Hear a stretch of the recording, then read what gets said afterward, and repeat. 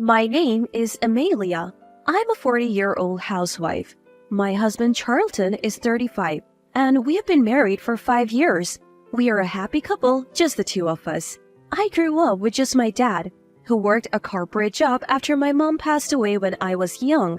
I was always worried that if I got married, my dad would be left alone. Even when I was dating someone, I hesitated to take the plunge into marriage. Whenever I talked about my hesitation, people would say it's because I'm a daddy's girl who loves her father too much. That's when I met my current husband. He understood how much I care for my dad and even said he would be okay with us living with him. That sealed the deal, and I decided to marry him. My dad was thrilled when I told him the news. I am so happy. Now I can face your mother in heaven. Don't worry about me, just focus on being happy with Charlton. Charlton, please, take good care of my daughter. Make her happy, especially because she has had to struggle with just one parent. My dad had never said it, but he had been worried that my being raised by a single parent might be a reason for me not getting married. He also runs a real estate agency while working his corporate job. We received a new house as a wedding gift from my dad and lived happily. Then, 2 years ago, my dad retired at 65. After retiring, he seemed to lose his energy and seemed to age rapidly. So I started calling him every day and visiting him regularly to check on him. My husband's work schedule changed, leading to more overtime, so I started visiting my dad even more.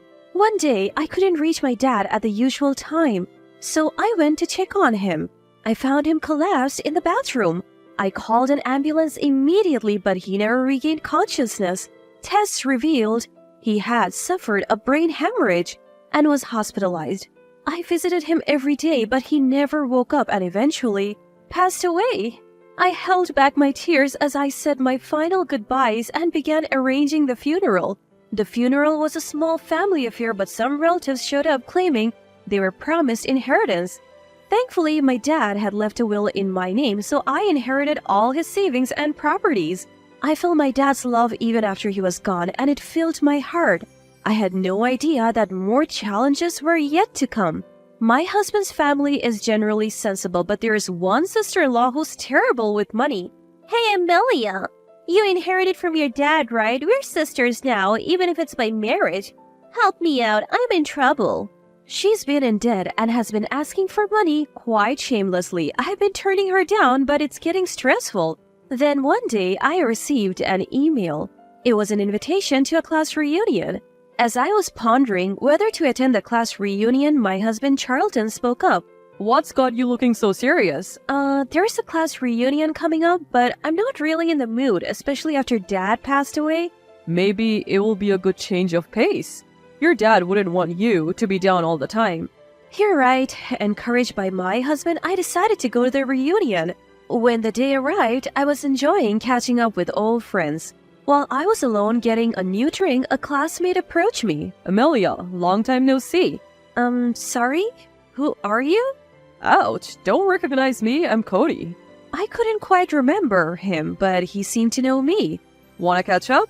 Just then, one of my old friends called out, Amelia, where's that drink? Snapping back to reality, I said, sorry, my friends are waiting, and left. My friend quickly approached me looking concerned. Are you okay? Did that guy bother you? No, we were just talking. He said his name was Cody, but who is he? He's that unreliable playboy from the baseball team. Good looking and athletic, remember? Oh, right. He looks different now, so I didn't recognize him. Be careful, he's still a playboy. And he was eyeing you. Come on, I'm married and not exactly young anymore. I laughed it off then, but Cody kept trying to engage me. I managed to avoid him until the end of the first part of the reunion, but then he cornered me. Why are you avoiding me, Amelia? It hurts. Are you maybe interested in me? Don't be ridiculous. Why so defensive? Just be honest.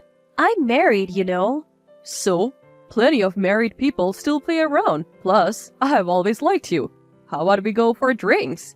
No, thank you. If you want to drink, go to the after party. I managed to shake him off and caught a taxi home. I thought that would be the last of Cody, but more trouble was waiting for me. The next day, while I was working at the cafe, where I have a part-time job, a familiar man walked in. As I approached with a glass of water, I realized it was Cody.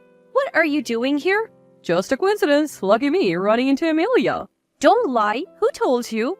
Relax. Let me place an order first. 1 blended coffee. Reluctantly, I took his order and made his coffee. Leave after you finish this. It says all limited refills during this time. I'll take my time.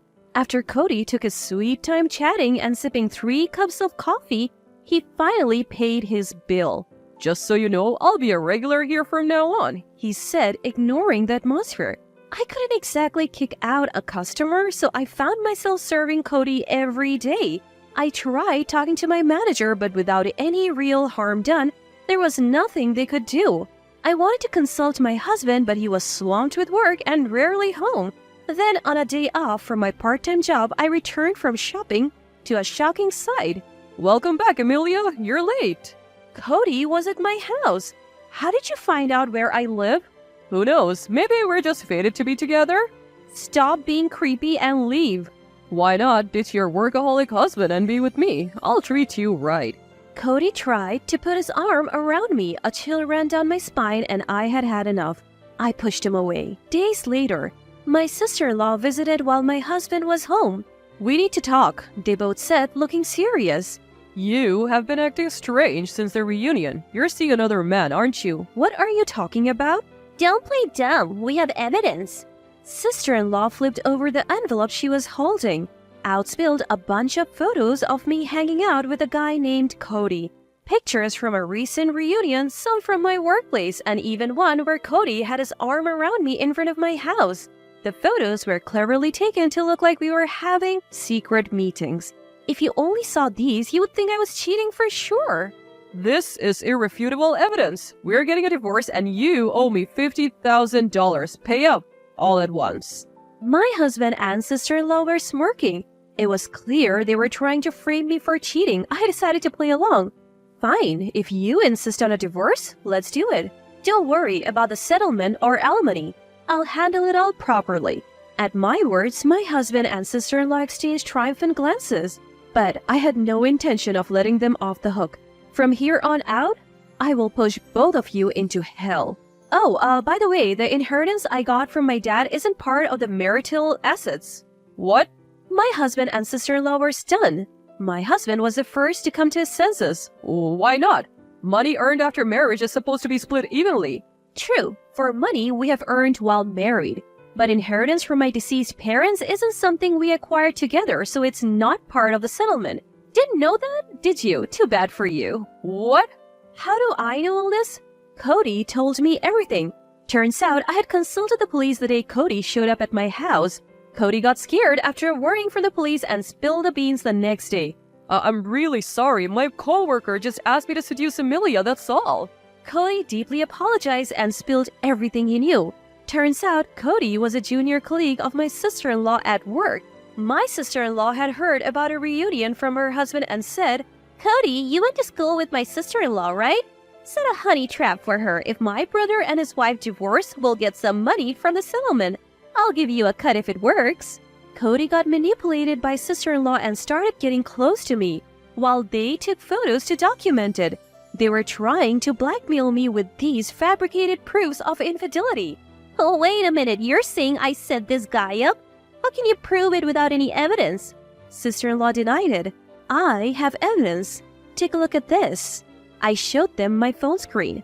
I had saved the text exchanges between Cody and sister-in-law and separately the text between sister-in-law and my husband. The text read, I was so surprised to bump into you in front of the hotel. Me too. Keep my girlfriend a secret. Of course. You keep quiet about the guy I was with too. Deal. Your girlfriend is stunning. How did you meet her? She is a co-worker in my department. We met after a transfer. I'm so happy after being with her every day. You're bold, cheating so openly and not getting caught.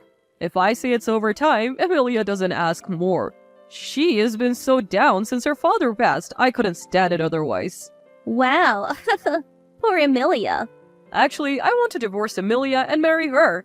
I have an idea. Let's make it look like Amelia cheated. Even if she doesn't fall for the honey trap, we'll have the photos and evidence. We can get compensation and a share of the inheritance. Both my husband and sister-in-law panicked after seeing the saved text. How did you get this? Charlton, what does her mean? Sister-in-law, you're engaged and you're cheating too? You think I would cheat just because you are? Give me that phone. Delete it now. My husband tried to snatch the phone from my hand. Oops, my hand slipped. I narrowly managed to forward the screenshots of the text exchanges to someone. My husband looked at the phone screen he had just snatched from me, his face drained of color. You've got to be kidding. Dad? Hurry up, long press the image and cancel the message. Both were panicking, but in the meantime, my father-in-law had already read the message. Realizing that I had accidentally forwarded the SMS screenshots to father-in-law, my husband and sister-in-law turned pale. Soon after, my phone rang. It was father-in-law. Charlton, you messed up, so you answer it. No way. That was your idea, sis. You take responsibility. My husband and sister-in-law were pushing my phone back and forth. Finally, sister-in-law said, "You deal with it," and handed me back the phone. I answered and explained everything to father-in-law. That night, a family meeting was called at my in-laws' house. As expected, my husband and sister-in-law got an earful. "You both cheated and tried to frame an innocent woman? Shame on you." We owe a lot to Amelia's father. How dare you betray that trust? My usually calm mother-in-law looked disgusted and father-in-law was furious. Turns out, my dad and father-in-law had a long-standing business relationship and my dad had helped father-in-law in times of need. Father-in-law turned to me and bowed deeply. I'm so sorry for my foolish daughter and son. I don't know how to apologize. After that, I decided to seek compensation from sister-in-law, my husband, and Cody through a lawyer. Despite the pending divorce and compensation, my husband packed his bags and left, going off the grid. I had a private investigator look into it and found out he had run off to his mistress's house. I was dumbfounded. I sent documents demanding compensation for adultery to both their workplaces. As a result, my husband and his cheating partner were in a bad position within the company, and my husband was relegated to another department.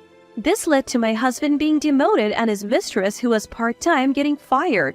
While investigating my husband, I also had sister-in-law's affairs looked into. Turns out, she had not one, but two lovers. I informed her fiancé and my in-laws and sent them the evidence. Naturally, sister-in-law's engagement was called off and she was also sued for compensation. Afterwards, my husband and sister-in-law turned to their parents for help, but they refused and cut ties.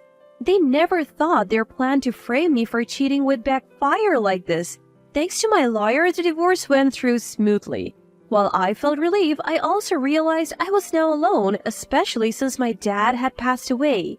I thought I would be lonely, but thanks to my supportive friends and my former in-laws, who had been incredibly kind, I'm doing surprisingly well. Every now and then, my ex-husband reaches out. His messages are either about wanting to get back together, saying things like, "You're the only one for me," or asking for loans. I ignore them and send screenshots to father-in-law each time. My ex gets scolded by father-in-law again. Does he not have a learning function in his brain? Maybe he doesn't have a brain at all. Since then, Cody has stopped showing up at the cafe where I work. Now that I'm divorced and don't have to worry about anything, I have decided to work there as a full-time employee. Moving forward, I plan to manage the inheritance my dad left me while working harder than ever.